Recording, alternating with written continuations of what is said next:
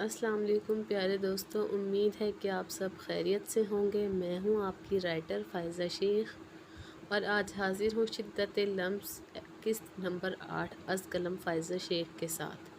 بنا وقت کو ضائع کیے آج کے ایپیسوڈ کو سٹارٹ کرتے ہیں۔ عاشر جوں ہی پیلس میں داخل ہوا، اس کی نظر سیدھا عابس کے روم کی طرف اٹھی۔ عاشر تیز تیز قدم اٹھاتے عابس کے روم کا دروازہ دھاڑ سے کھولتا اندر داخل ہوا، جہاں عابس بڑے آرام سے لیپ ٹاپ پر کچھ دیکھنے میں مصروف تھا۔ عابس کی پیشانی پر اسے دیکھ لاتعداد بلوں کا اضافہ ہوا۔ اس نے فوراً لیپ ٹاپ شٹ ڈاؤن کیا اور چلتا ہوا اس کے قریب جا کھڑا ہوا۔ اس سے پہلے کہ عابس کچھ بولتا، عاشر نے اس پر تھپڑوں کی بارش کر دی۔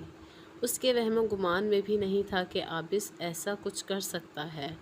عاشر کی رگیں غصے سے پھول چکی تھیں۔ میں تمہیں ایک آخری موقع دیتا ہوں عابس سلطان، مجھے بتاؤ حنیزہ کہاں ہے؟ کیا کیا ہے تم نے اس معصوم کے ساتھ؟ ورنہ میں بابا کو بتانے میں ایک سیکنڈ نہیں لگاؤں گا۔ عاشر کی بات خاموشی سے سن رہے عابس نے ایک جھٹکے سے سر اوپر اٹھایا۔ اب اس کے ہونٹ کا کنارہ پھٹ چکا تھا، جہاں سے خون بہتا اس کی سفید شرٹ میں جذب ہو رہا تھا۔ وہ بس شاکڈ کی کیفیت سے اپنے بھائی کو دیکھ رہا تھا۔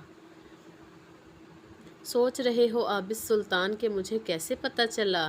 یہ تمہاری کی چین جس پر ایگل بنا ہے، حنیزہ کو لے جاتے ہوئے کیمرے میں کیپچر ہوا، اور یہ کی چین صرف ہم دونوں سلطانز کے پاس ہے۔ اور بس یہیں اب عابس سلطان کا ضبط ٹوٹا تھا۔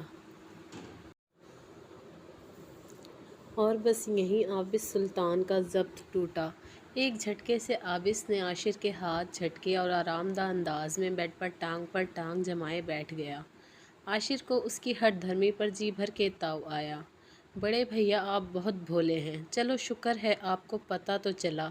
بٹ ایک بات، عابس سلطان چاہتا تھا کہ آپ کو پتہ چلے، اسی لیے آپ کو پتہ چلا، اور جتنا آپ کو پتہ چل چکا ہے کافی ہے۔ Now it's up to you کہ کیسے اپنے گھر والوں کو ہینڈل کرتے ہیں آپ۔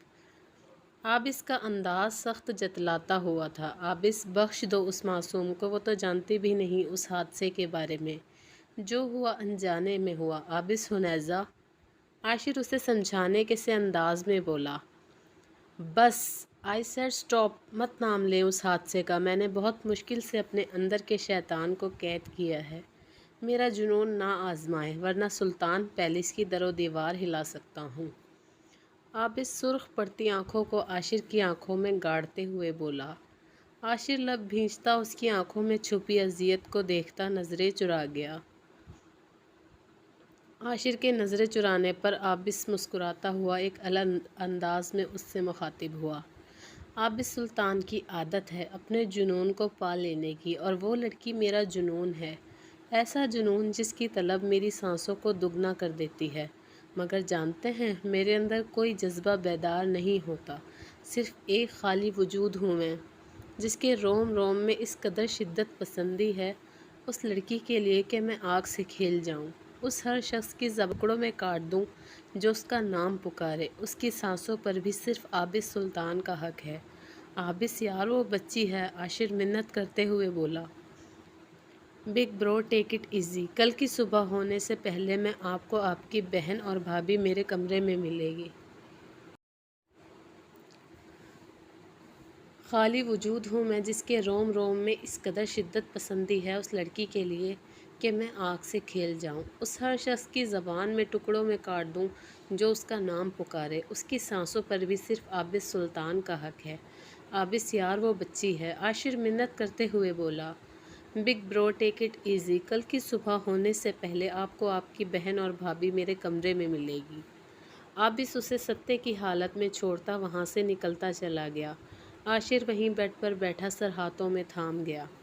یہ کیا کر دیا تھا عابس نے؟ اپنی انا میں وہ حنیزہ کی زندگی سے کھیل گیا تھا۔ نور اپنے بابا سے اجازت لے کر آج عفت بیگم کے پاس ہی رک گئی تھی۔ نور ان کے سرہانے بیٹھی ان کی طبیعت خرابی کے باعث قرآنی آیات پڑھ کر پھونک رہی تھی۔ حنیزہ کی چند دن کی دوری نے اس پیلس کے مکینوں کو بیمار کر دیا تھا۔ نور اپنے خیالوں میں تھی جب عفت بیگم کی آواز کانوں میں پڑی، جو پانی مانگ رہی تھی۔ نور نے سائڈ ٹیبل पर देखा जहाँ जग खाली था। वो चप्पल पाँव में उड़सती जग उठाए बाहर आई। सीढ़ियाँ उतर के बाएं जाने भी किचन था। नूर ने घड़ी में टाइम देखा जो रात का 1 बजा रही थी। वो जल्दी से फ्रिज से बोतल निकालती जग भरने लगी। तभी अपने पीछे आहट महसूस करते घबराते अपने दुपट्टे को मज़ीद आगे खिसका लिया। पीछे मुड़ने की गलती उसने नहीं की थी। आशिर जो सुबह से भूखा था कुछ बनाने का सोचते किचन में आया, पर अपने सामने इस तरह नूर को देख एक इत्मीनान सा महसूस हुआ। नूर का लरसता वजूद वो अच्छे से महसूस कर रहा था। गला खनखारता वो उसे तहफ़्फ़ुज़ फराहम करने लगा कि कहीं नूर डर न जाए। आशिर ने उसे ईज़ी करने के लिए अपना रुख फ्रीज़र की जानिब किया और अंडे निकालकर ऑमलेट तैयार करने लगा। नूर ने लरसती पलकें उठाकर आशिर की जानिब देखा, जो बहुत अजीब ढंग से अंडा तोड़ता उसे ज़ाया कर चुका था। नूर अपनी मुस्कुराहट दबाए आशिर को देखने लगी, जो पूरी शर्ट अंडे से ख़राब कर चुका था। नूर को हंसता देख वो खफगी से उसे देखने लगा।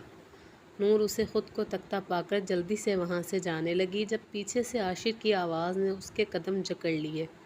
मम्मा को उठाना भी अच्छा नहीं, चलो बाहर से कुछ ऑर्डर करता हूँ। आशिर खुद से बड़बड़ा रहा था जब नूर वापस किचन में चली आई। उसका चेहरा अब भी ढका हुआ था। आशिर को सिर्फ उसकी आंखें नज़र आ रही थी। नूर उसे साइड होने का कहती खुद माहिराना अंदाज में ऑमलेट बनाती उसके साथ चिकन सैंडविच तैयार कर गई। आशिर तो उसकी फुर्ती पर हैरान था। आशिर गहरा सांस भरता जूं ही पानी पीने मुड़ा, एन उसी वक्त नूर ट्रे उठाने आगे बढ़ी। अगले ही पल नूर के लब आशिर के गाल से मस हुए। दोनों की ही धड़कनें इस अचानक आफताब पर धड़क उठी थी। ये सब एक लम्हे में हुआ था। आशिर नूर की तरफ देखता एक अलग ही दुनिया में था। मेरे इख्तियार में हो अगर तो तुम्हें गले लगाकर चारों तरफ मोहब्बत की एक लकीर खींच दूँ। कोई दुख तुम तक पहुंच ना सके, कोई गम तुम्हें कभी न सताए। सारे ख्वाब हकीकतों में बदल सकूं, तुम्हारे दिन रात सुबह शाम मोहब्बतों से सजा दूं। आशिर के दिल की आवाज़ शायद नूर तक पहुंची थी। तभी नूर करंट खाकर आशिर से दूर हुई और ऊपर भाग गई।